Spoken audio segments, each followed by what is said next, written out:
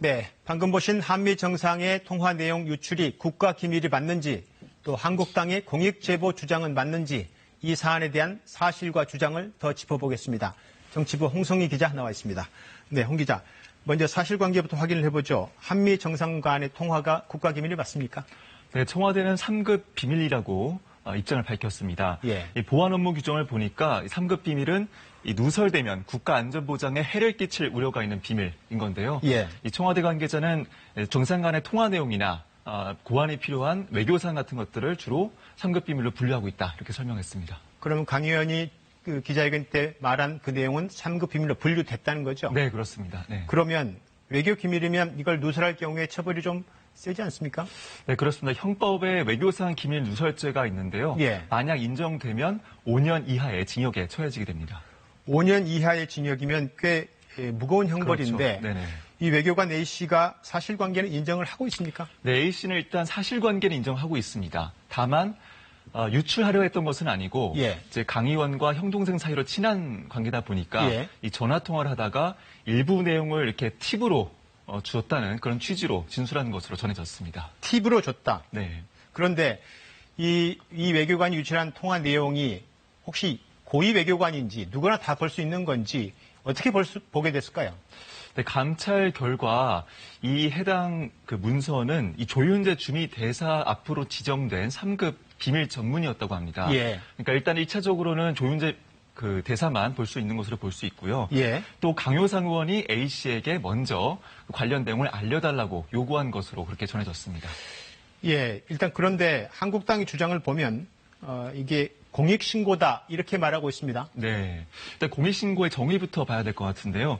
국민의 건강과 안전, 환경, 소비자 이익, 공정한 경쟁 등을 침해하는 행위를 신고하는 거를 이제 공익신고로 법에 규정돼 있는데요. 예. 청와대는 이 정상 간의 대화 내용이 정상 간 대화 내용을 공개하는 게 어떻게 공익신고냐는 입장입니다. 예. 정상끼리 대화하는데 거기에 불법이나 비리가 있을 수 있겠느냐는 것이죠.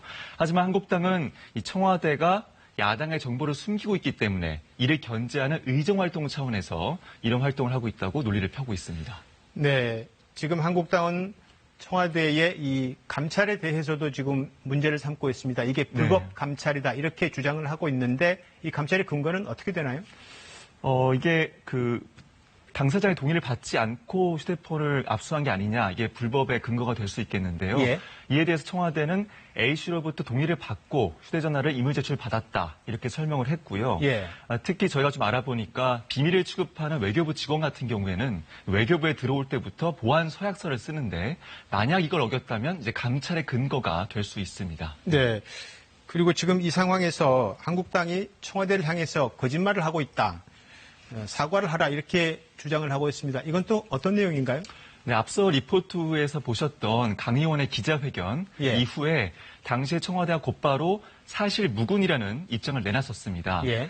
한국당은 그때 사실 무근이라고 해놓고 지금 어떻게 기밀 누설 운운을 하느냐라는 거고요. 예. 기밀 누설이 맞다면 청와대가 그 당시에 거짓말했다는 게 아니냐 이런 논리인 겁니다. 네. 청와대는 그럼 뭐라고 하고 있습니까? 여기에 대해서? 청와대 관계자는 오늘 사실 무근이 여전히 맞다는 입장을 밝혔습니다. 예. 다만 이게 어떤 점에서 사실 무근인지를 밝히는 것 또한 또 하나의 기밀 누설 행위가 될 수 있기 때문에 설명할 수가 없다. 이렇게 설명을 했습니다. 예. 사실 무근을 밝히고 싶지만 밝히는 것 자체가 또 법으로 하나의 금지돼 있다. 네. 예.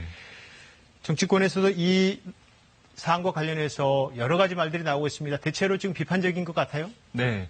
한국당을 제외한 여야 4당은 강 의원의 행위가 국익을 침해하는 범죄행위라고 보면서 철저한 조사를 촉구했고요. 이런 가운데 그 한국당 소속의 국회 외통위원장인 윤상은 의원의 예. 글이 좀 눈길을 끄는데요. 이번 사태를 심각하게 우려를 표하면서 민감한 시기에 국익을 해치는 무책임한 행동이라고 썼습니다. 예. 한국당의 공식 입장과는 조금 온도차가 나는 그런 글이라고 할 수 있겠습니다. 네, 알겠습니다. 정치부 홍성희 기자였습니다.